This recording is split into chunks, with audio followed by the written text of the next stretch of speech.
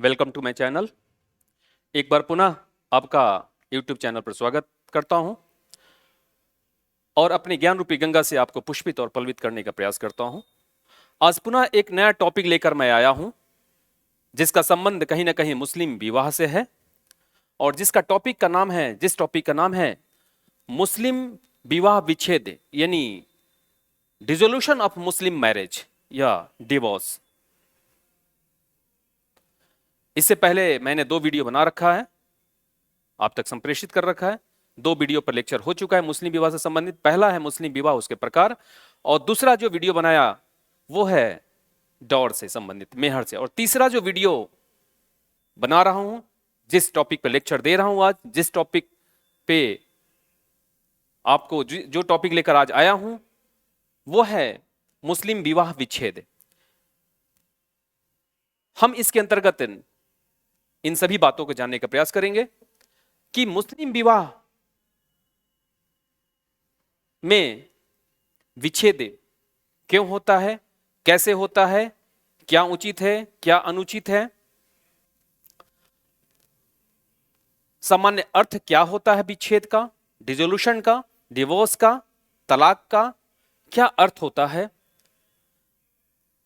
इस्लाम से पहले क्या था अरब समाज में और इस्लाम के बाद क्या यह सही माना जाता है या सही नहीं माना जाता है। साथ ही साथ मुस्लिम विवाह विच्छेद अधिनियम 1939 से पहले क्या मुस्लिम संप्रदाय में विवाह विच्छेद होता था? अगर विवाह विच्छेद होता था, डिवोर्स की प्रोसीजर था, डिवोर्स था, तो किसको था और किसको नहीं था और किस आधार पे था? मुस्लिम विवाह विच्छेद अधिनियम dissolution of Muslim marriage act 1939 के बाद यानी मुस्लिम विवाह विच्छेद अधिनियम 1939 के बाद की क्या स्थिति रही, उसमें किसको स्वतंत्रता दी गई, किसको स्वतंत्रता नहीं दी गई। जो मुस्लिम विवाह विच्छेद अधिनियम 1939 में आया उसके सेक्शन 2 में, धारा 2 में क्या क्या प्रावधान किया गया, क्या क्या शर्तें रखी गई, किस किस आधार पे डिवोर्स लिया जा सकता है, किस किस आधार पर तलाक लिया जा सकता है, उन सभी का उल्लेख इसमें किया गया। साथ ही साथ जब हम डिवोर्स की बात करते हैं, तलाक की बात करते हैं, तो मुस्लिम संप्रदाय में एक कंसेप्ट बहुत ही महत्वपूर्ण है, एक कंसेप्ट और आता है जिसको हम इद्दत कहते हैं। और जैसे ही इद्दत की बात करते हैं वैसे ही एक और कंसेप्ट आ जाता है, तुहर। तो तुहर और इद्दत क्या होता है, इसका उद्देश्य क्या होता है और किस किस कंडीशन में कब कब फॉलो किया जाता है, इसके बारे में हम चर्चा करेंगे। फिर देखेंगे विवाह विच्छेद के प्रकार। विवाह विच्छेद कितने प्रकार का होता है? विवाह विच्छेद यानी डिसोल्यूशन ऑफ मुस्लिम मैरिज या तलाक जिसको कहते हैं, डिवोर्स कहते हैं, वो डिफरेंट टाइप्स के होते हैं। बहुत सारी किताबों में अलग अलग तरीके से दिया गया है। कस्टमरी फॉर्म्स की बात की गई, प्रथागत स्वरूप की बात की गई है। किसी किसी किताब में तलाक दिया है हेडिंग, और तलाक में दिया गया है प्रथागत और कानूनी या विधिगत तरीका। किसी में तलाक में 3 तलाक का चर्चा किया गया है, जिसमें तलाकुल सुन्नत, तलाकुल बिद्दत। तलाकुल सुन्नत में 2 तरह की तलाक की बात कर दी गई है, तलाक अहसन, तलाक हसन। और तलाकुल बिद्दत में 2 तरह की, त्रितलाक और एक बार में 3 तलाक की बात की गई है। उसके अलावा इला, खुला, जिहर, मुबारत, लियान, ये सभी प्रकार के तलाकों का उल्लेख किया गया है। अलग अलग किताबों में अलग अलग तरीके से प्रस्तुत किया गया है। लेकिन चूंकि ये सभी चीजें कहीं ना कहीं BA first year, second BA first year में, एमए फर्स्ट ईयर में, इलाहाबाद यूनिवर्सिटी के सिलेबस में या अन्य यूनिवर्सिटियों के सिलेबस में, साथ ही साथ लॉ 5 इयर्स के सिलेबस में भी, सोशल साइंस में ये सारे टॉपिक्स हैं। उन सभी बच्चों को ध्यान में रखते हुए, उन सभी सिलेबस को ध्यान में रखते हुए हम सभी चीजों को एक साथ समराइज करने का प्रयास करेंगे। और जिस रूप में मैं बता रहा हूं, जिस रूप में इस टॉपिक को एक्सप्लेन कर रहा हूं, उसी फॉर्म में, उसी रूप में आपको एग्जामिनेशन हॉल में प्रेजेंट भी करना है, रखना भी है। आइए एक प्रयास करते हैं समझाने का कि विवाह विच्छेद होता क्या है, कैसे होता है, कितने प्रकार हैं और किस किस कंडीशंस में होता है। हम चलते हैं विवाह विच्छेद का सामान्य अर्थ। विवाह विच्छेद का सामान्य अर्थ क्या है? विवाह विच्छेद का यानी जो विवाह हुआ है, जो मैंने विवाह किया है, वो समाप्त कर देना, विच्छेद कर देना, अलग कर लेना, यानी वैवाहिक संबंधों से अपने आप को अलग कर लेना। यानी एक लड़का और लड़की जो आपस में एक दूसरे से जुड़े हुए हैं, उनके बीच डिस्टेंस मेंटेन हो जाना, उनके संबंधों को, उनके गांठ को तोड़ देना। उसका आधार कुछ भी हो सकता है, प्रथागत भी हो सकता है या जुडिशियल भी हो सकता है, कुछ भी हो सकता है। लेकिन सामान्य अर्थ में विवाह विच्छेद का तात्पर्य होता है वैवाहिक संबंधों की समाप्ति, यानी दो जोड़ों की समाप्ति। दो जोड़ों, दो पति पत्नी के बीच जो गठबंधन है, जो गांठ है, जो जन्म जन्मांतर का साथ है, उसकी समाप्ति ही विवाह विच्छेद कहलाता है। यानी विवाह का विच्छेद कर देना, विवाह रूपी गठबंधन को, विवाह रूपी गांठ को समाप्त कर देना ही विवाह विच्छेद का सामान्य अर्थ है। मुस्लिम धर्म में विवाह विच्छेद को अच्छा नहीं माना जाता है, ध्यान रखिएगा। मोहम्मद पैगंबर साहब ने भी अपने कुरान में उन्होंने इसका उल्लेख किया है कि अल्लाह भी विवाह विच्छेद को, यानी डिवोर्स को बुरी नजर से देखते हैं, बुराई की नजर से देखते हैं, अच्छा नहीं मानते हैं। उनका उत्तराधिकारी खलीफा अली भी विवाह विच्छेद की स्वीकृति नहीं देते हैं। इसीलिए वो 4 विवाह के अलावा 5वां निकाह नहीं किया, विवाह नहीं किया। क्यों? क्योंकि डिवोर्स को अच्छा नहीं मानते थे। मोहम्मद साहब से पहले, पैगंबर साहब से पहले, अली साहब से पहले, चूंकि स्त्रियों की इतनी स्वतंत्रता नहीं थी, पुरुषों को ज्यादा से ज्यादा स्वतंत्रता थी, सारे अधिकार पुरुषों के पास थे, और खुल्लम खुल्ला धरले से मौज मस्ती के रूप में, इंजॉयमेंट के रूप में तलाक रूपी प्रथा का प्रचलन था, डिवोर्स का प्रचलन था, डिसोल्यूशन ऑफ मुस्लिम मैरिज का प्रचलन था। क्योंकि 4 से ज्यादा पत्नियां रख सकते थे वो लोग।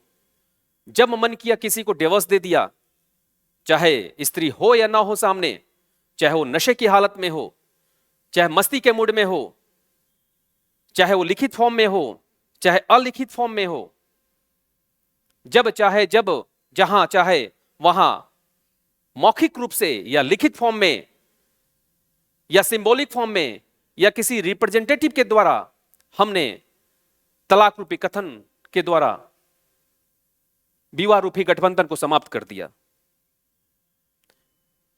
हजरत मोहम्मद पैगंबर साहब से पहले ये सारी प्रचलन थी, ये सारी बातें होती थी। लेकिन जैसे ही इस्लाम धर्म का उद्भव हो रहा है, विवाह विच्छेद रूपी अवधारणा में, विवाह विच्छेद रूपी कंसेप्ट में, डिवोर्स रूपी कंसेप्ट में, डिसोल्यूशन ऑफ मुस्लिम मैरिज रूपी कंसेप्ट में परिवर्तन आ रहा है। पहले पैगंबर साहब से पहले पुरुषों की स्वतंत्रता थी, मौज मस्ती के रूप में लेते थे, एंजॉयमेंट के रूप में लेते थे विवाह विच्छेद को। उनको स्त्रियों की भावनाओं से कोई मतलब नहीं था, केवल अपनी खुशी, अपनी एंजॉयमेंट देखते थे। लेकिन जैसे ही मोहम्मद पैगंबर साहब का जन्म हो रहा है, वैसे ही स्त्रियों की दशा में, स्त्रियों की दिशा में, स्त्रियों की मनोवृत्तियों को लेकर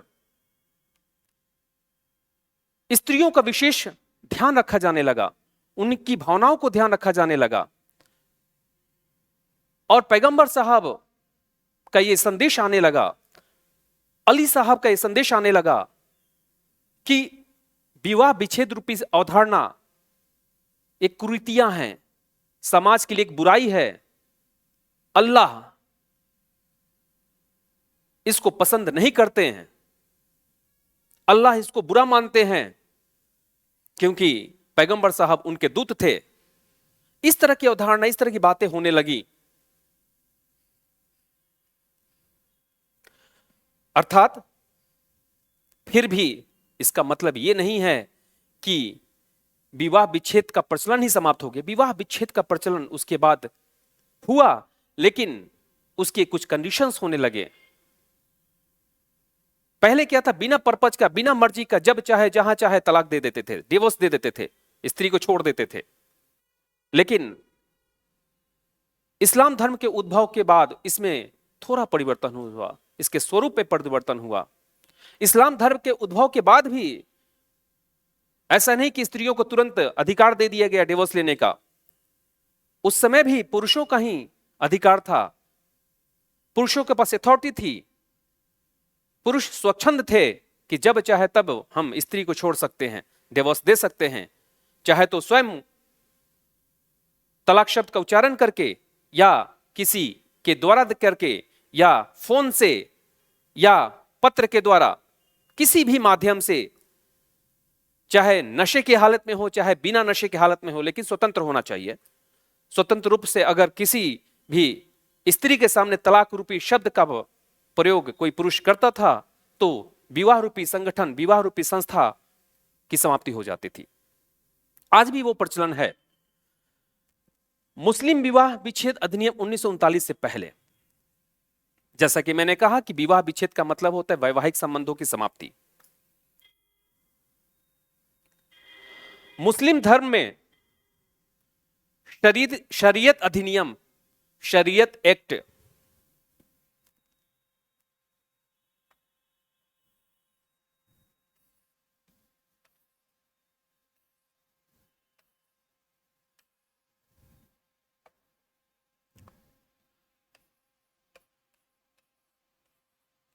शरीयत एक्ट अधिनियम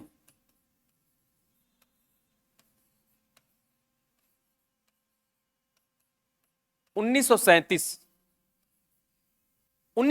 में मुस्लिम धर्म में शरीयत एक्ट आया। इस समय से इस अवधि में, इस अधिनियम में मुस्लिम स्त्रियों को थोड़ी सी स्वतंत्रता दी जाने लगी। उसके पहले ज्यादा स्वतंत्रता स्त्रियों को नहीं थी। यानी इसके आने के बाद, मुस्लिम शरीयत अधिनियम के आने के बाद मुस्लिम स्त्रियों को भी तलाक लेने का अधिकार दे दिया गया। उनको भी यह स्वतंत्रता दी गई कि आपको भी हक है कि आप भी पुरुष से डिवोर्स ले सकती हो, आप वैवाहिक संबंधों को डिसॉल्व कर सकती हो। उसके बाद मुस्लिम विवाह विच्छेद अधिनियम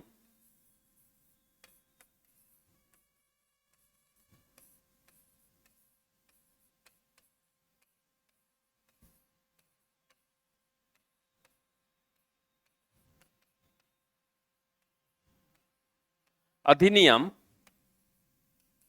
1939 आया।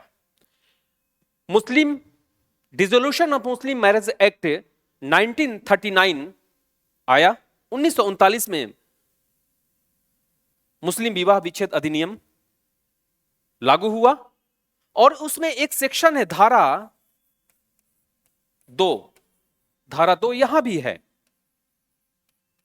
इन दोनों में कुछ कंडीशंस को रखा गया है। मुस्लिम स्त्रियों को अधिकार दिया गया है कि इन आधारों पर, अभी हम आगे चर्चा करेंगे, इन आधारों पर आप मुस्लिम पुरुष से डिवोर्स ले सकती हो। अब आपको भी स्वतंत्रता है, आपको भी अथॉरिटी दे दी गई है। अगर इन कंडीशंस में से जो मुस्लिम डिसोल्यूशन एक्ट 1939 सेक्शन 2 में जिसका उल्लेख किया गया है, अगर उस आधारों में से एक या एक के अलावा कोई भी आधार बनता है तो आप डिवोर्स ले सकती हो। न्यायालय के माध्यम से जुडिशियल सेपरेशन ले सकती हो, जुडिशरी के माध्यम से। यानी उसमें न्यायिक प्रक्रिया के द्वारा आप विवाह विच्छेद कर सकते हो। अब ध्यान दीजिएगा, मुस्लिम विवाह विच्छेद अधिनियम 1939 सेक्शन 2 में क्या क्या शर्तें रखी गई हैं, जिस आधार पर मुस्लिम महिलाएं तलाक लेने की हकदार हो गईं।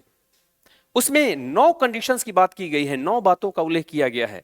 जिस आधारों पर, जिस शर्तों पे, जिस कारण से मुस्लिम महिलाएं भी अब तलाक ले सकती हैं। वो इस प्रकार है।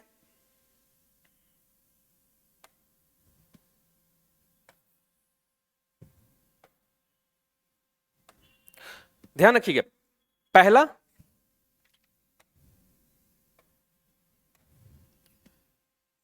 पहला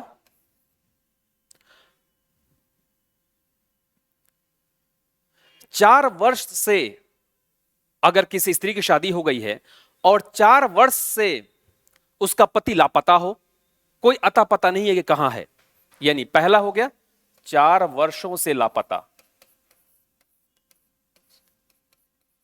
से लापता, पहला।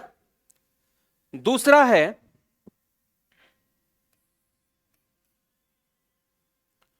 दूसरा है 7 वर्ष की सजा हो गई हो, सजा। तीसरा 2 वर्षों से पागल की स्थिति हो, 2 वर्षों से पागल हो।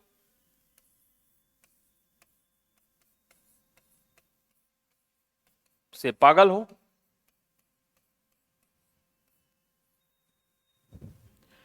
तीसरा, वो नपुंसक हो, वो नपुंसक हो, यानी इंपॉर्टेंट हो, नपुंसक हो। चौथा, ये सारे कॉज हैं जिसके आधार पे स्त्रियां अब डिवोर्स ले सकती हैं पुरुष से। मुस्लिम संप्रदाय में ये सारे अधिकार दे दिए गए स्त्रियों को। चौथा, क्रूर व्यवहार करता हो, यानी मारपीट करता हो स्त्री से, लड़ाई झगड़ा करता हो।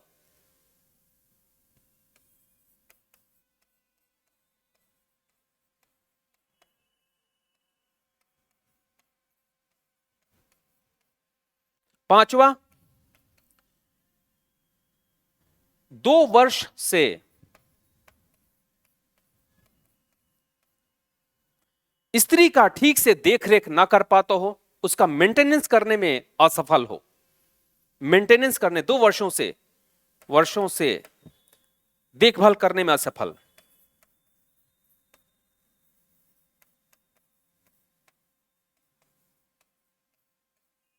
में असफल।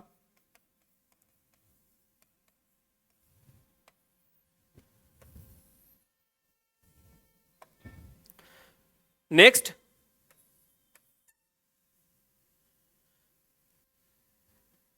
तीन वर्षों से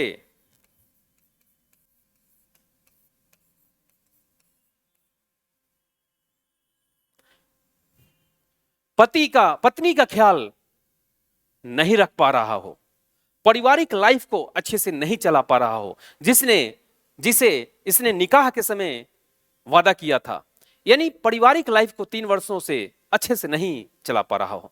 3 वर्षों से पारिवारिक लाइफ में संकट, 3 वर्षों से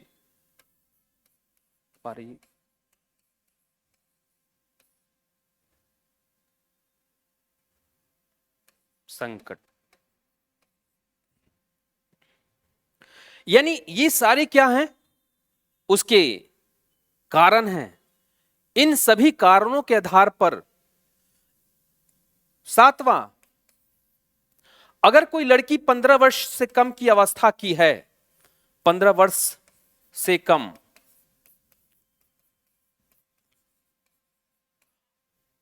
की है और संरक्षक के देखरेख में अगर उसका निकाह हुआ है और उसने सेक्सुअल इंटरकोर्स नहीं किया है और 18 वर्ष से कम की अवस्था हुई है, 15 से ज्यादा हो गई है और 18 वर्ष से कम की हो गई है, 18 से कम, तब भी वो चाहे तो डिवोर्स ले सकती है, तब भी वो चाहे तो डिवोर्स ले सकती है। यानी अगर कोई लड़की की उम्र 15 वर्ष से कम है और संरक्षक के देखरेख में इसका निकाह कर दिया गया, लेकिन उस निकाह से खुश नहीं है, वो इंतजार कर रही है और सेक्सुअल इंटरकोर्स भी नहीं हुआ है, ध्यान रखिए, एक शर्त है, सेक्सुअल इंटरकोर्स नहीं होना चाहिए। सेक्सुअल इंटरकोर्स नहीं हुआ है और 15 वर्ष से ज्यादा की हो गई और 18 वर्ष से कम की है, यानी 17, 17.5, 17 वर्ष 9 महीना 10 महीना 11 महीना के हो गई है, तब तक 9 महीने तक 11 महीने तक 17 साल 11 महीने तक 17 साल 11 महीना 29 दिन तक ये चाहे तो जुडिशरी में जा सकती है, कोर्ट में जा सकती है, कोर्ट के माध्यम से अपना डिसोल्यूशन करा सकती है, अपना डिवोर्स ले सकती है, डिक्री ले सकती है, कोर्ट में जाके कोर्ट के माध्यम से ये डिक्री ले सकती है, डिवोर्स डिक्री ले सकती है। ध्यान रखिएगा, ये सारे कुछ ना कुछ कंडीशंस हैं, शर्तें हैं, कॉजेज बताए गए हैं कि इन इन आधारों को लेकर अगर इसमें से कोई भी एक या दो से अगर कोई महिला सफर कर रही है तो इन सभी आधारों पर वो कोर्ट में अपील कर सकती है और कोर्ट में जाकर डिवोर्स ले सकती है।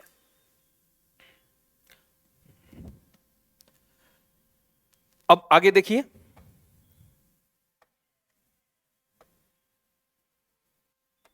अब हम बात करते हैं डिवोर्स के प्रकार की। डिवोर्स कितने तरह के होते हैं? जैसा कि मैंने बताया कि शरीयत अधिनियम 1937 जैसे ही लागू हुआ, एक्ट आया, उसमें महिलाओं को डिवोर्स लेने का अधिकार दे दिया गया। 1939 में पूरी तरीके से अधिकार दे दिया गया, बहुत सारे कंडीशंस सेक्शन 2 में जोड़ दिए गए, बहुत सारे कॉजेज जोड़ दिए गए।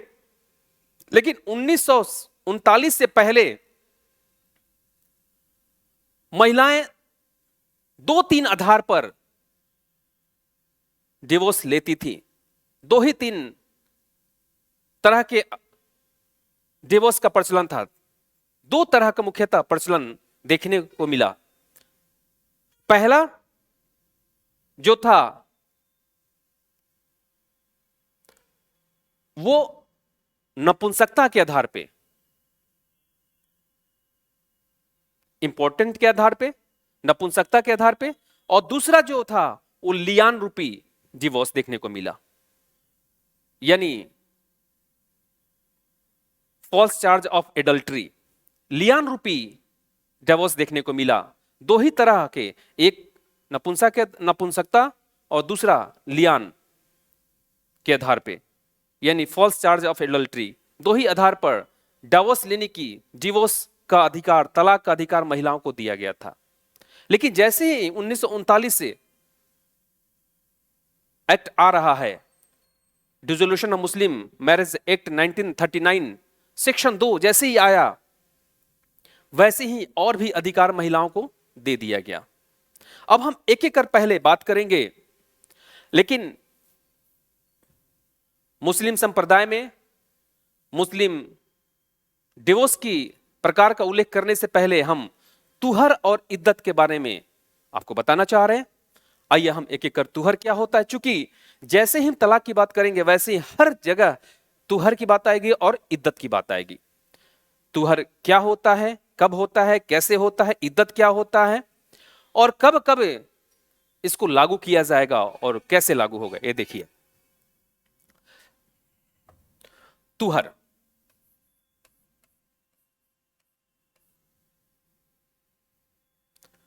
तुहर क्या होता है? महिलाओं में एक साइकिल चलती है जिसको मेंस्ट्रुएशन साइकिल कहते हैं, मासिक धर्म जिसको कहते हैं। यानी जो महिलाओं में 28 दिन की साइकिल चलती है, जो मेंस्ट्रुएशन साइकिल चलती है, सपोज करिए जैसे 1 से लेके 30 दिन महीना में होता है और प्रथम 1 तारीख से लेके 6-7 तारीख तक किसी का मेंस्ट्रुएशन चला, मासिक धर्म चला, तो ये जितने दिन मासिक धर्म चलते हैं ये अशुद्ध होते हैं, इंप्योर होता है, महिलाएं उस समय अशुद्ध हो जाती हैं, अशुद्ध होती हैं, पवित्र नहीं होती, उस समय माना जाता है ऐसा। उसके बाद 8 तारीख से लेकर 30 तारीख तक के बीच को हम तुहर कहते हैं, ध्यान रखिएगा। यानी हर महीने जो मासिक धर्म होता है, मासिक धर्म के दिनों को छोड़कर जो शेष अवधि होती है उसे हम तुहर कहते हैं। फिर से ध्यान रखिए, एक बार पुनः सुनिए। प्रत्येक स्त्री को प्रत्येक महीने मासिक धर्म आता है, मेंस्ट्रुएशन साइकिल चलती है। जितने दिनों की मेंस्ट्रुएशन साइकिल चलती है, जितने दिनों तक मासिक धर्म होता, उस दिन को छोड़कर जो भी शेष दिन बचते हैं, जो भी शेष दिन शुद्ध होते हैं, उस काल को, उस दिन को हम क्या कहते हैं? तुहर कहते हैं। या ऐसे भी कह सकते हैं, दो मासिक धर्मों के बीच की अवस्था को हम क्या कहते हैं? तुहर कहते हैं। यानी कोई महिला है, जैसे मैंने बताया कि 1 से 7 तक मेंस्ट्रुएशन चला, मासिक धर्म चला, उसके बाद 8 से 30 तक का दिन शुद्ध हुआ, सेफ रहा, तो ये तुहर के अंतर्गत आएगा। फिर जब दूसरी बार कब आएगी? 7 को आएगी। 7 को आया है तो 5 को आ सकता है, 9 को आ सकता है, यही होगा। इसके बीच की भी अवस्था को हम क्या कहते हैं? तुहर के अंतर्गत रखते हैं। सामान्य अर्थों में ऐसे समझिए कि हर महीने मासिक धर्म महिलाओं को आता है।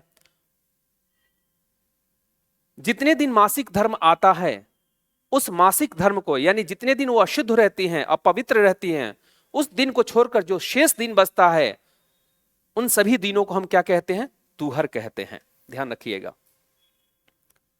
अब बात आती है कि इद्दत क्या होता है, क्योंकि हर जगह इसका जिक्र होगा डिवोर्स में। इद्दत क्या होता है? इद्दत का शाब्दिक अर्थ होता है, या इद्दत का सामान्य अर्थ होता है दूर रहना, दूरी बनाना। अगर शब्द पे देखा जाए, इसके अर्थों पे देखा जाता है, इद्दत का तात्पर्य होता है इकट्ठा होना। कहां? दूर अलग होना, दूर इकट्ठा होना, अलग रहना, दूरी बना लेना। अर्थात या यूं कहें कि एक इद्दत इक्वल टू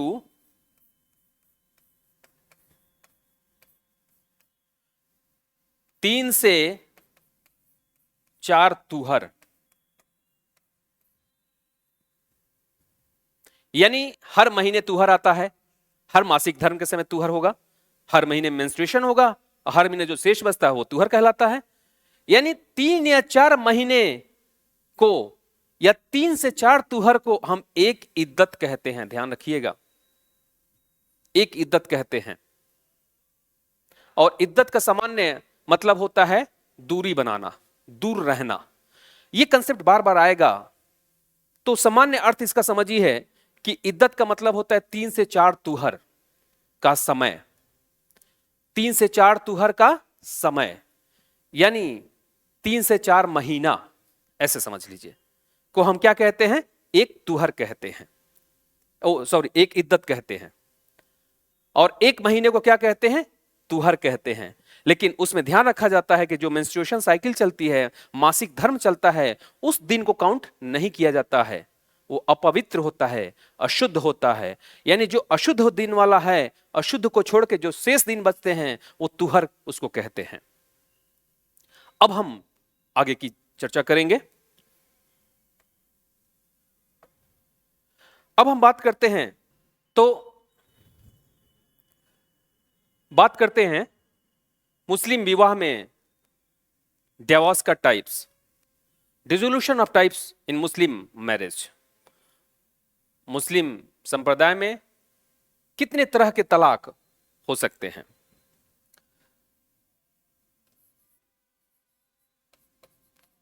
तलाक के प्रकार, जैसे मैंने कहा, पहला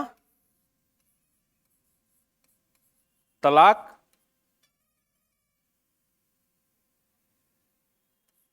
ए या अ, तलाक अहसन, अहसन, तलाक ए अहसन। अब तलाक ए अहसन होता क्या है? ये ध्यान रखिएगा, ये अलिखित है, ये प्रथागत है, मैंने सभी को एक साथ रख दिया है। तो पहला हो गया तलाक ए अहसन। सपोज करिए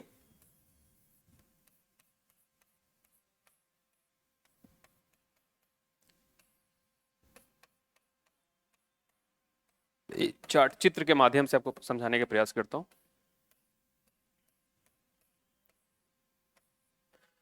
मान लीजिए शायरा बानो है, शायरा बानो। शायरा बानो का बार बार इसलिए नाम ले रहा हूं कि ट्रिपल तलाक को लेके शायरा बानो ही आई थी, यूनियन ऑफ इंडिया को चैलेंज कर दिया था, भारत के खिलाफ ही लाई थी शायरा बानो।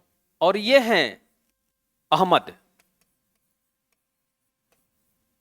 कटघरे में खड़ा कर दिया था यूनियन ऑफ इंडिया को शायरा बानो ने 1917 में। तलाक ए अहसन, मान लीजिए दोनों पति पत्नी हैं और ये पारिवारिक लाइफ से खुश नहीं है। तलाक ए अहसन जो प्रकार है, इसमें केवल और केवल पुरुष को ही स्वतंत्रता है स्त्री को छोड़ने का। चूंकि ये प्रथागत तरीका है, पुराना तरीका है, ये अलिखित है।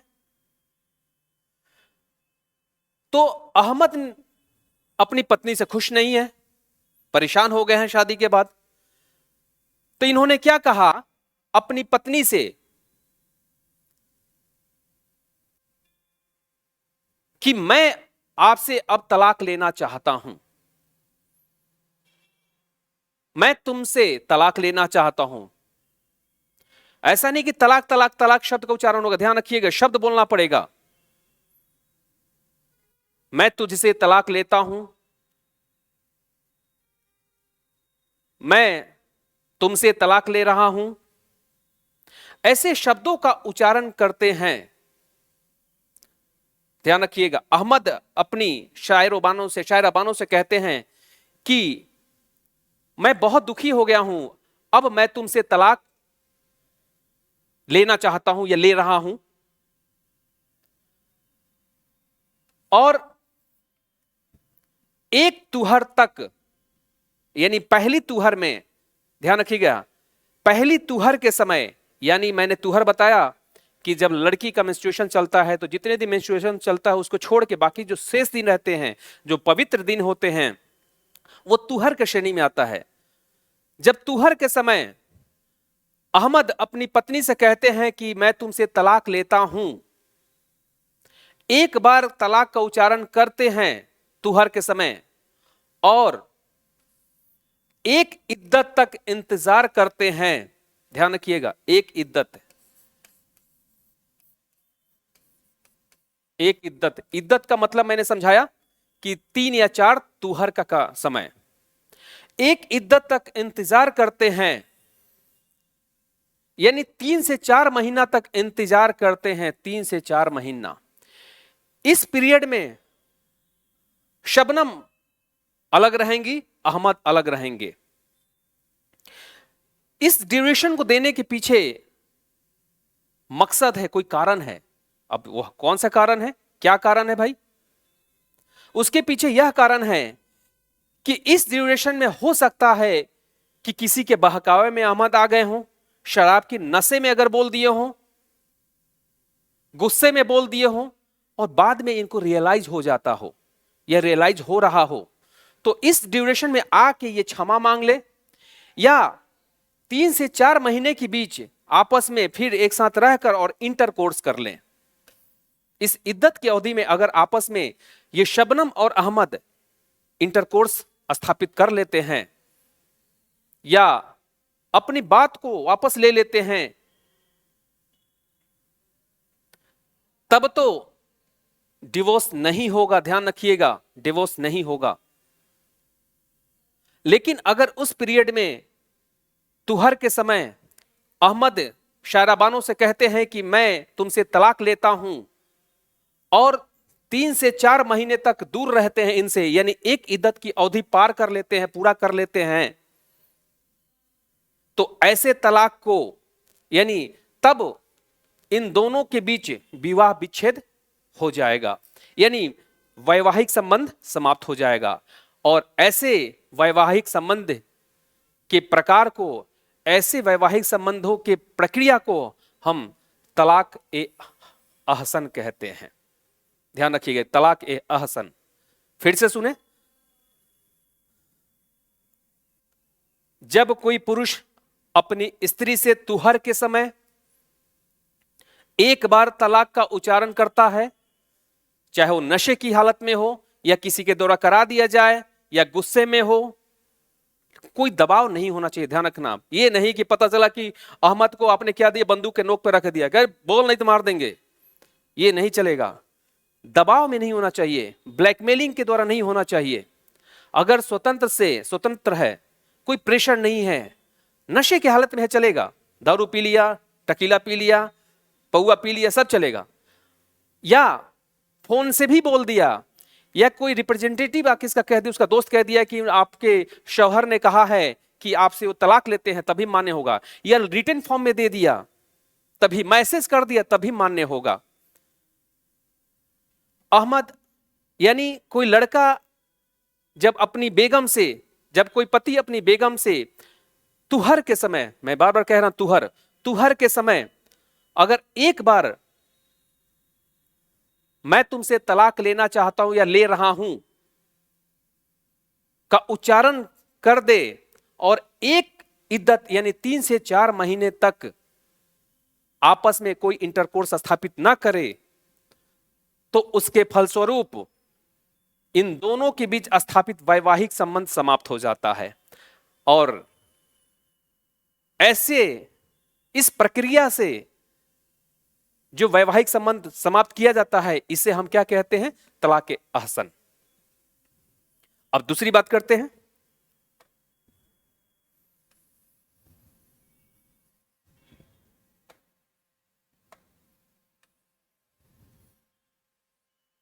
तलाक दूसरा है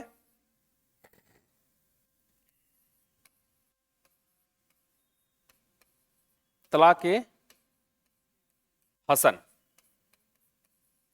तलाक हसन, ध्यान रखिएगा, पहले में क्या किया, एक बार तलाक शब्द का उच्चारण किया, मैं तुमसे तलाक लेता हूं, और 3 से 4 महीने तक इंतजार किया, 3 से 4 तुहर तक इंतजार किया, यानी एक इद्दत तक इंतजार किया, और इस बीच आपस में कोई समझौता नहीं हो पाया या इंटरकोर्स स्थापित नहीं किया, तो दोनों के बीच वैवाहिक संबंध समाप्त हो जाएगा, लड़की अपने घर, लड़के अपने घर। और ऐसे तलाक की प्रक्रिया को हम तलाक ए अहसन कहते हैं। अब दूसरा बात करते हैं तलाक ए हसन।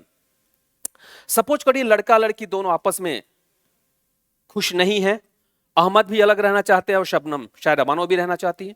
शायरा बानो तो कोई रहेंगे नहीं, चूंकि इसमें इस तरह के तलाक में स्त्रियों को कोई स्वतंत्रता होती नहीं है, पूछा नहीं जाता है। शबनम अब अहमद नहीं रहना चाहते हैं, कोई कारण है, अहमद को कोई और पसंद आ गई होगी, तो अहमद ने क्या किया, अब क्या करेंगे, देखो कैसे डाइवोर्स लेंगे, कैसे विवाह विच्छेद करेंगे।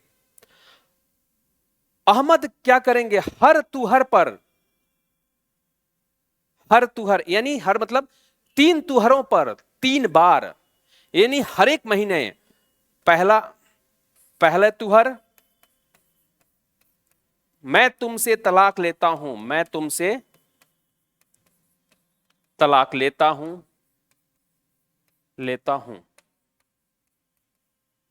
कहें, फिर दूसरे तुहरों पे, फिर तीसरे तुहर पे सेम उच्चारण करें, यानी 3 तुहरों पे 3 बार, अलग अलग तुहरों पे अलग अलग बार।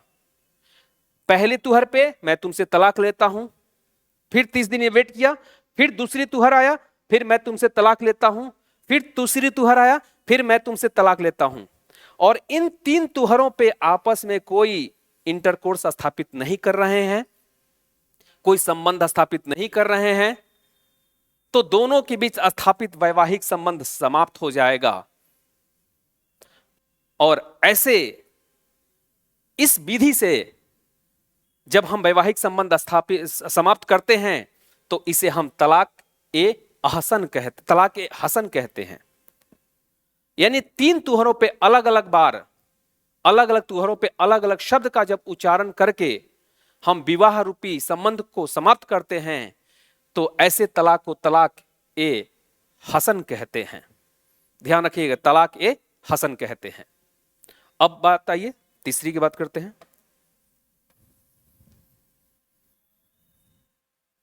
अब तीसरा है तलाकुल बिद्दत, बहुत ही फेमस रहा।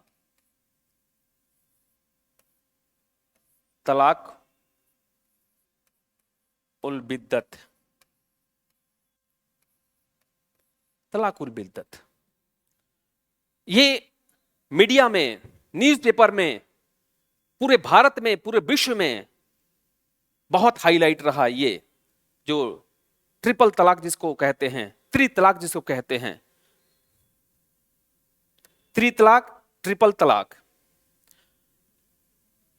एक घटना थी शायरा बानो की, आपको शायद याद होगा, हम दिखाते हैं, घटना बता देते हैं। तलाकुल बिद्दत, अब तीसरा तलाक है जो तलाकुल बिद्दत। ये देखिए, तीन तलाक की वजह कर औरतों की आजादी पर हमला, यानी हमें तीन तलाक नहीं चाहिए, इनका कहने का मतलब था तीन तलाक को समाप्त करो। और देखिए दूसरा, देखिए एक मना कर रहा है कि तीन तलाक नहीं होना चाहिए, दूसरा देखिए शरीयत मुदाखिलत हमें मंजूर नहीं। एक तीन तलाक की सिफारिश कर रही हैं, पैरवी कर रही हैं, और दूसरा विरोध कर रही हैं। समाज में दो तरह के लोग हमेशा होते हैं, एक पक्ष वाला, एक विपक्ष वाला। एक जो कहता है कि इससे समाज को नुकसान हो रहा है, एक ऐसा पक्ष होता है जो कहता है कि समाज से इसका भला होगा। खैर कोई बात नहीं,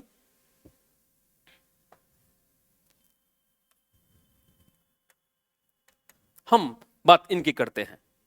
तीन तलाक हमें मंजूर नहीं।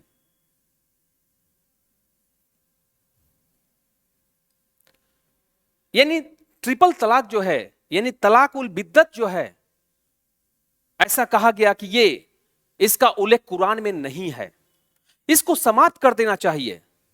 अब प्रश्न उठता है कि ट्रिपल तलाक है क्या, यानी तलाक उल बिद्दत है क्या, हम उसकी चर्चा कर रहे हैं।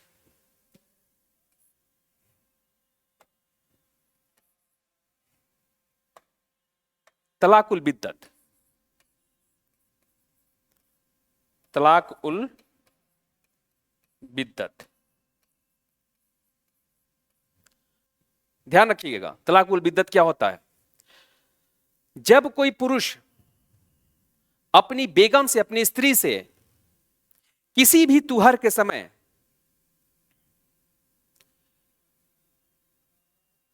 एक साथ तीन बार तलाक का उच्चारण करता है, किसी भी तुहर के समय एक साथ तीन बार तलाक का उच्चारण करता है और एक इद्दत तक इंतजार करता है, कोई इंटरकोर्स स्थापित नहीं करता है, तो उन दोनों के बीच स्थापित वैवाहिक संबंध समाप्त हो जाता है। ध्यान रखिएगा, किसी भी तुहर पे तीन बार उच्चारण करना पड़ता है। सपोज करिए, जैसे मान लीजिए मेरी बेगम है, मैं उनसे नाखुश हूं, उनके साथ अब रहना नहीं चाहता, तो मैंने उनसे कहा कि मैं आपसे तलाक लेता हूं, मैं आपसे तलाक लेता हूं, मैं आपसे तलाक लेता हूं। तीन बार एक साथ एक ही तुहर पे, किसी भी तुहर पे मैंने अगर उच्चारण किया, तीन बार तलाक का नाम लिया, चाहे फोन से, चाहे दूसरे के माध्यम से संबोधित करके, चाहे नशे की हालत में, चाहे जैसे भी, लेकिन स्वस्थ चित्त होना चाहिए। ध्यान रखने, दबाव में नहीं होना चाहिए। कोई प्रेशर डाल के, कोई ब्लैकमेल करके आपको अगर कराता है तो यह मान्य नहीं होगा तलाकुल बिद्दत। अगर स्वचित कोई व्यक्ति है, नशे की भले ही हालत में हो, स्वतंत्रता से, स्वतंत्र सहमति से, मतलब कि स्वच्छंद रूप से, गुस्से में आके, या बिना गुस्से के भी कर सकता है, नहीं रहना चाहता उनके साथ, अपनी बेगम के साथ, अपने लड्डू के साथ, अपनी पेड़ा के साथ, अपनी बतासा के साथ, तो वो तीन बार एक ही तुहर पर मैं तुमसे तलाक लेता हूं, मैं तुमसे तलाक लेता हूं, मैं तुमसे तलाक लेता हूं का उच्चारण करेगा और एक इद्दत तक यानी 3 से 4 महीना तक इंतजार करेगा कि हो सकता है इस बीच आपस में समझौता हो जाए।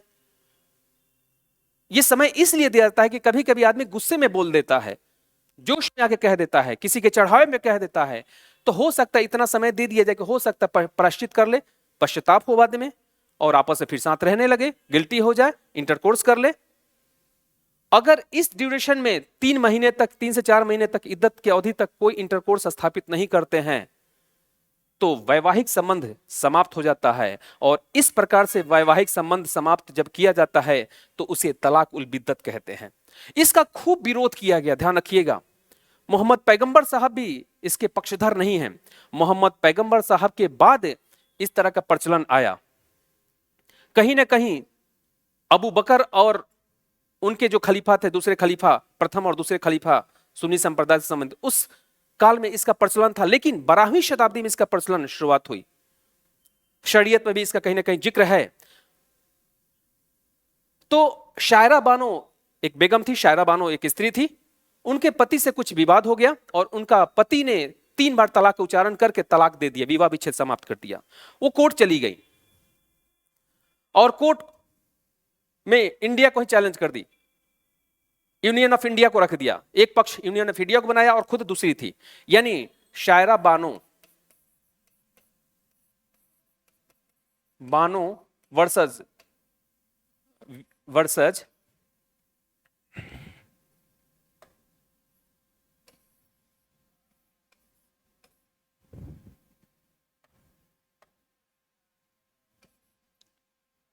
Versus Union of India, UI, Union of India. एक तरफ शायरा बानो और दूसरी तरफ यूनियन ऑफ इंडिया।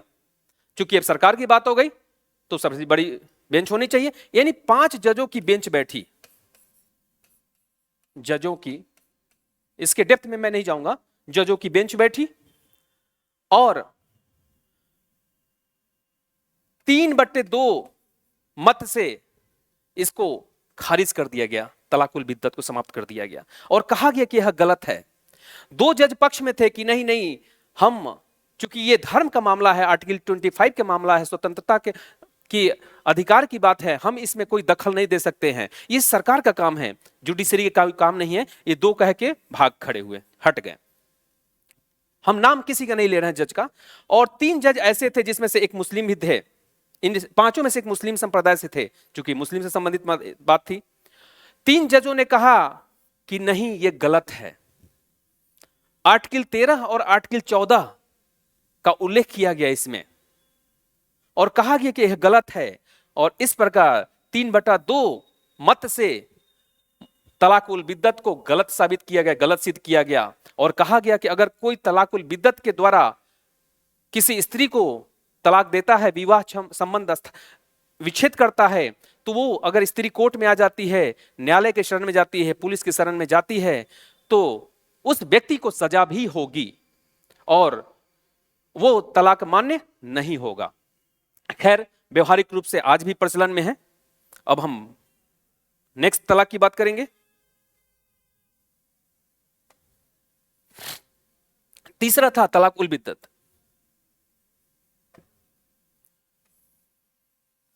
हम चौथे की बात करते हैं। अब चौथा है जो प्रकार है वो है इला।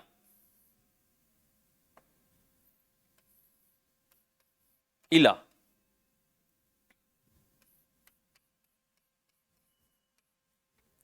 अगर कोई, जैसे मान लीजिए ये अहमद है, ये शबनम है, शायरा बानो है। अहमद ने भगवान खुदा की कसम खा के कहा कि मैं 3 से 4 महीने तक आपके साथ कोई इंटरकोर्स स्थापित नहीं करूंगा। भाई कभी कभी इंसान गुस्से में आ जाता है। अगर इन्होंने अहमद ने शायरा बानो से कहा कि 3 से, खुदा कसम, खुदा को गवाह मान के, खुदा कसम मैं आपसे 3 से 4 महीने तक आपसे कोई संबंध स्थापित नहीं करूंगा, और कोई संबंध स्थापित नहीं करता है अहमद, और उसके फलस्वरूप क्या होगा? विवाह विच्छेद होगा। उसके फलस्वरूप क्या हो जाएगा? इन दोनों के बीच जो स्थापित संबंध है वो समाप्त हो जाएगा। तो ऐसे तलाक को हम क्या कहते हैं? इला कहते हैं। कि इला, ई क्या हो गया? आहिरे दादा, यानी खुदा को गवाह मान के और 3 से 4 यह कह के कि 3 से 4 महीने तक मैं तुमसे कोई संबंध स्थापित नहीं करूंगा, और संबंध स्थापित नहीं करता है, और उसके फलस्वरूप जब विवाह संबंध समाप्त हो जाता है, विवाह विच्छेद हो जाता है, तो ऐसे विवाह विच्छेद को हम इला कहते हैं। अब नेक्स्ट आइए,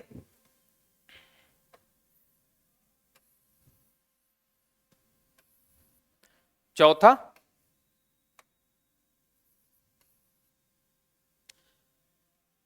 खुला।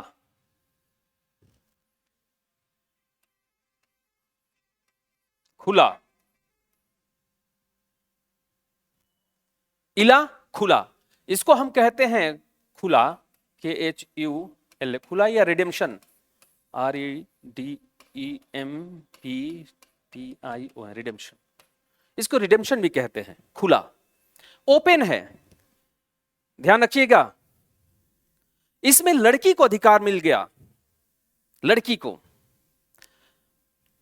मान लीजिए शायरा बानो है, शायरा बानो अहमद से कह रही हैं, अहमद से किन्हीं कारणों से खुश नहीं है, यह अधिकार इसमें लड़कियों को दे दिया गया। ध्यान रखिएगा, यानी dissolution of Muslim marriage act 1939 यहां से फॉलो हो रहा है। यानी कहीं ना कहीं अब इसमें महिलाओं की स्वतंत्रता की बात आने लगी, महिलाओं को अधिकार दिया गया। यह महिला द्वारा, यानी पुरुष और पत्नी दोनों की आपसी सहमति से होने लगा है अब धीरे धीरे। शायरा बानो कहती है कि अहमद, मैं आपके साथ नहीं रहना चाहती हूं, और मुझे आपसे जो मेहर की राशि जो आपने तय किया वो भी नहीं चाहिए, और आपकी जो कुछ पैसे खर्च हो गए होंगे या मेरी वजह से जो नुकसान हुआ होगा उसकी भी क्षतिपूर्ति मैं कर दूंगी। और यह कहकर जब अहमद से डिवोर्स को स्त्री लेती है, तो ऐसे डिवोर्स को हम कहते हैं खुला, रिडम्पशन। रिडम्पशन, ध्यान रखिएगा, रिडम्पशन। इसमें स्त्री पुरुष के सामने प्रस्ताव रखती है विवाह विच्छेद का, और कहती है कि हमें मेहर की राशि नहीं चाहिए, साथ ही साथ जो आपकी क्षति हुई है उसकी भी पूर्ति मैं बाद में कर दूंगी। और यह कहकर जब किसी पुरुष से कोई स्त्री विवाह संबंध समाप्त करती है, तो ऐसे विच्छेद को हम खुला कहते हैं। अब बात पांचवा करते हैं, मुबारत। मुबारत, जिसको हम कहते हैं म्यूचुअल सेपरेशन।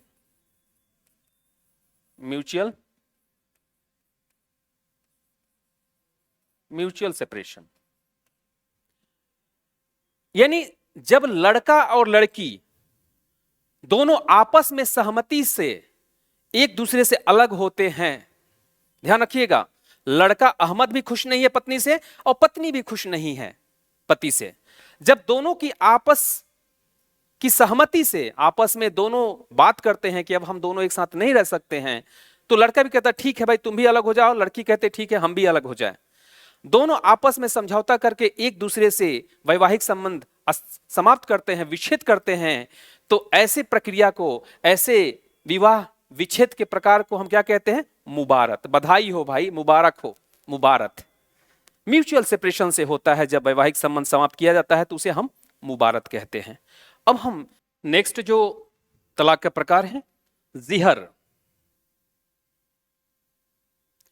जिसको कहते हैं इलीगल कंपैरिजन।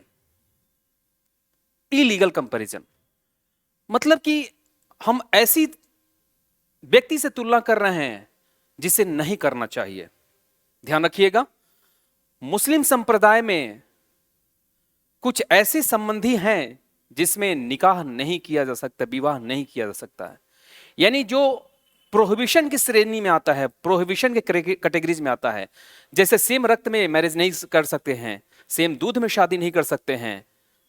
कुछ वैवाहिक संबंधी ऐसे हैं जहां पे हम निकाह नहीं कर सकते हैं, जैसे मां से नहीं कर सकते हैं, बहन से नहीं कर सकते हैं, अपनी पुत्री से नहीं कर सकते हैं। तो ये सारे प्रतिबंधित हैं। सपोज करिए कि ये अहमद ने क्या किया, जिस संबंधों में निकाह पे प्रतिबंध है उससे तुलना अपनी महबूबा, अपनी बेगम का शायरा बानो कर दे और कहे कि तुम तो मेरी बहन की तरह हो,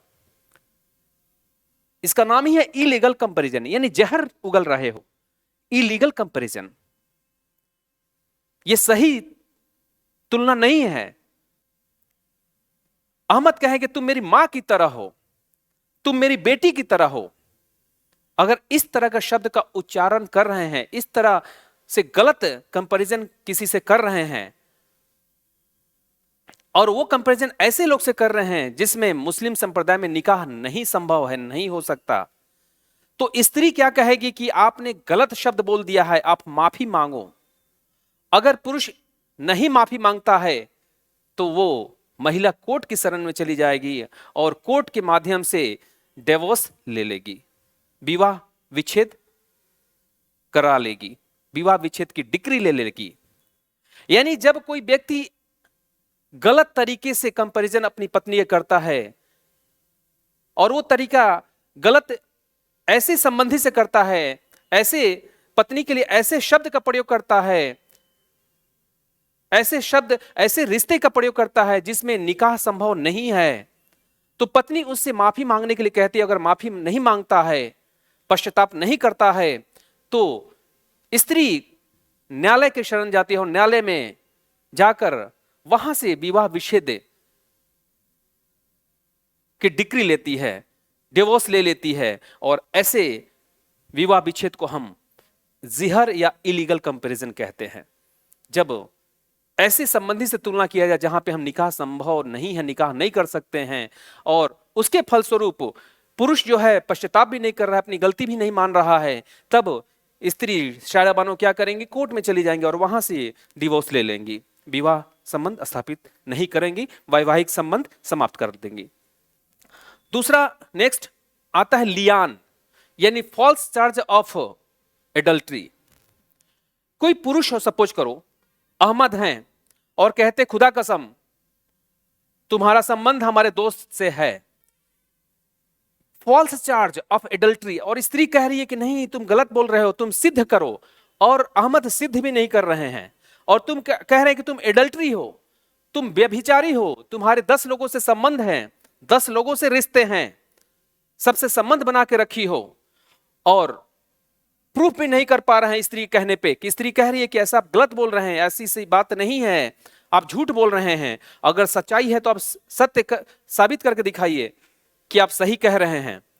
इसके बावजूद भी अगर साबित नहीं कर पाते हैं और माफी नहीं मांगते हैं, अपनी बात से नहीं मुकरते हैं, बार बार उसके ऊपर एडल्ट्री का आरोप लगाते हैं, इंपोज करते हैं, तो ये शायरा बानो चुपचाप उठेगी और चली जाएगी न्यायालय के शरण में, और वहां से उनका जुडिशियल सेपरेशन हो जाएगा, डिसोल्यूशन ऑफ मैरिज हो जाएगा, डिवोर्स हो जाएगा।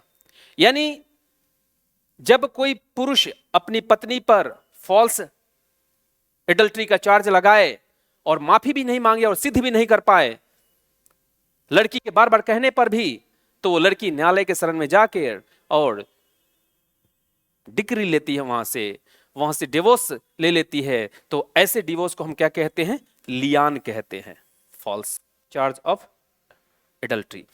नेक्स्ट होता है तलाके तफबीज। इसमें क्या होता है, तलाके तफबीज में मुस्लिम लड़का जो होता है अपनी पत्नी को एक अधिकार दे देता है कि आपको जब इच्छा हो तब हमसे आप तलाक ले सकती हैं। ध्यान रखिएगा, जब मुस्लिम लड़का अपनी पत्नी को ये अधिकार दे दे कि आपकी जब इच्छा हो आप तब मुझसे तलाक ले सकती हैं, तो ऐसे तलाक को तलाके तफबीज कहते हैं। यानी इतनी तरह के तलाक हमने देखा, तलाक ए हसन, तलाक ए अहसन, तलाकुल बिद्दत, इला, खुला, मुबारक, जिहर, लियान, तलाके तफबीज, इतने तरह के तलाक होते हैं। और अलग अलग किताबों में इसी को अलग अलग कैटेगरीज में बांट दिया है कि पति की सहमति से, पति पत्नी की सहमति से, न्यायालय की सहमति से। मैंने सबको उठा के किसी किसी किताब में दिया है। तलाक, तलाक के 2 प्रकार होते हैं, तलाक सुन्नत और तलाक उल बिद्दत। तलाक सुन्नत को 2 भागों में बांटा है, तलाक उल बिद्दत को 2 भागों में बांटा है। ऐसे करके मैंने सबको एक साथ समराइज कर दिया और आप भी वही करिएगा। इतने तरह के तलाक होते हैं। मैंने आपको बताया कि तुहर क्या होता है, इद्दत क्या होता है। ध्यान रखिएगा। इद्दत के संदर्भ में कुछ चीजें और बता दूं मैं आपको कि सपोज करिए कि भाई कभी कभी महिलाओं को मेंस्ट्रुएशन नहीं आता हो, किसी महिला, मान लीजिए कुछ महिलाएं ऐसी हैं उनको मेंस्ट्रुएशन नहीं आ रहा, मासिक धर्म नहीं चल रहा है, 40 से 45 साल की उम्र में वो बंद हो जाता है। तब कैसे डिसाइड होगा, तुहर का समय कैसे निर्धारित होगा, हम कैसे तुहर डिसाइड करेंगे कि तुहर है। तब ध्यान रखिएगा, तब 3 महीना देखा जाता है या चंद्रमास, 3 चंद्रमास के आधार पर हम तलाक डिसाइड करेंगे। किसी महिला को अगर तुहर नहीं हो रहा है तो इद्दत की अवधि चंद्रमास के आधार पर निर्धारित होता है। किसी महिला को तुहर नहीं हो रहा है तो इद्दत की अवधि 3 चंद्रमास तक होता है। 3 चंद्रमास यानी 30 दिन यानी 90 दिन यानी 3 महीना। तो चंद्रमास के आधार पर जिस महिला को मेंस्ट्रुएशन साइकिल नहीं चल रहा है, जिस महिला को मेंस्ट्रुएशन साइकिल नहीं आ रहा है, उसमें तलाक के समय तुहर और इद्दत का निर्धारण चंद्रमास के आधार पर होता है। ध्यान रखिएगा। और सपोज करिए कि अब प्रश्न उठता है कि सर ये तुहर का औचित्य क्या है, तुहर का औचित्य ये है, इद्दत का औचित्य क्या है, इतना समय क्यों दिया जाता है। इतना समय इसलिए मुस्लिम संप्रदाय में दिया जाता है कि कभी कभी गुस्से में आके आदमी बोल देता है, नशे की हालत में बोल देता है, किसी के चढ़ावे में बोल देता है, बहकावे में बोल देता है, और फिर बाद में कल की डेट में सुबह उठते ही जब नशा फटता है, गुस्सा शांत होता है, तो आदमी को रियलाइज होता है कि मैं गलत कर दे। इसलिए इतने दिन का समय दिया जाता है कि इस ड्यूरेशन में आके वो कभी अपना रिलेशन बना ले या माफी मांग ले, तो और फिर एक साथ रहने लगे। तो यानी महिलाओं को सुरक्षित करने के लिए इस तरह का प्रावधान कहीं ना कहीं किया गया है। दूसरी चीज कि अगर सपोज करिए कि कोई व्यक्ति तलाक बोल दिया और इद्दत की अवधि है, जैसे मैंने तलाक कहा, इद्दत की अवधि में हूं और तलाक ले लिया हूं, तलाक बोल चुका हूं और इद्दत की अवधि का पालन कर रहा हूं, और उसी ड्यूरेशन में मान लीजिए एक्सपायर्ड कर गया, तो तलाक की अवधि, जो इद्दत की अवधि है, किस दिन से काउंट होगा। अगर कोई पुरुष इद्दत की अवधि में है, यानी तलाक की घोषणा कर चुका है और इद्दत का पालन कर रहा है, और उसी ड्यूरेशन में वो एक्सपायर्ड कर जाता है, तो जिस दिन से एक्सपायर्ड की सूचना मिल रही है उस दिन से फिर इद्दत यानी 3 से 4 महीना काउंट किया जाएगा। ध्यान रखिएगा। अगर कोई पुरुष निकाह कर लिया है और निकाह के फलस्वरूप अगर वो इंटरकोर्स नहीं किया है तो उसके लिए इद्दत का पालन करना आवश्यक नहीं है, वह दूसरी शादी तुरंत कर सकता है बिना इद्दत के पालन किए हुए। अगर कोई पुरुष शादी किया और एक्सपायर्ड कर गया, ध्यान रखिए, अगर कोई स्त्री है, अगर निकाह कर ली है और निकाह के फलस्वरूप उसकी पति एक्सपायर्ड कर जा रहा है, तो उस महिला को भी ध्यान रखिएगा, क्योंकि एक्सपायर्ड कर गया है। डिवोर्स होता, अगर तलाक होता, उस कंडीशन में अगर इंटरकोर्स नहीं किया होता तो उसको इद्दत की अवधि पूरा करने की जरूरत नहीं थी। लेकिन अगर कोई स्त्री है, अगर डिवोर्स पति एक्सपायर्ड कर जा रहा है, उस ड्यूरेशन में वो दूसरी शादी तभी करेगी जब इद्दत की अवधि को पार करेगी, इद्दत की अवधि को पूरा करेगी। इद्दत की अवधि को पूरा करना महिलाओं के लिए इसलिए आवश्यक होता है कि इस ड्यूरेशन में देखा जाता है ऐसा तो नहीं कोई प्रेगनेंसी हो, कोई पेट में बच्चा हो।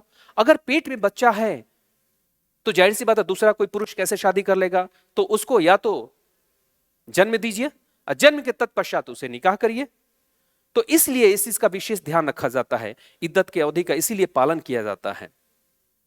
मैं उम्मीद करता हूं कि विवाह, मुस्लिम विवाह से संबंधित जो भी तलाक के प्रकार थे, डिवोर्स के प्रकार थे, डिसोल्यूशन के प्रकार थे, और उसके अलावा भी अन्य सारी चीजों पे मैंने आपका ध्यान आकर्षित किया, उसका वर्णन किया, विश्लेषण किया, एक एक चार्ट के माध्यम से, डायग्राम के माध्यम से, चित्रों के माध्यम से आपको समझाने का प्रयास किया। और मुझे पूरी उम्मीद है कि आपको ये सभी टॉपिक समझ में आया होगा।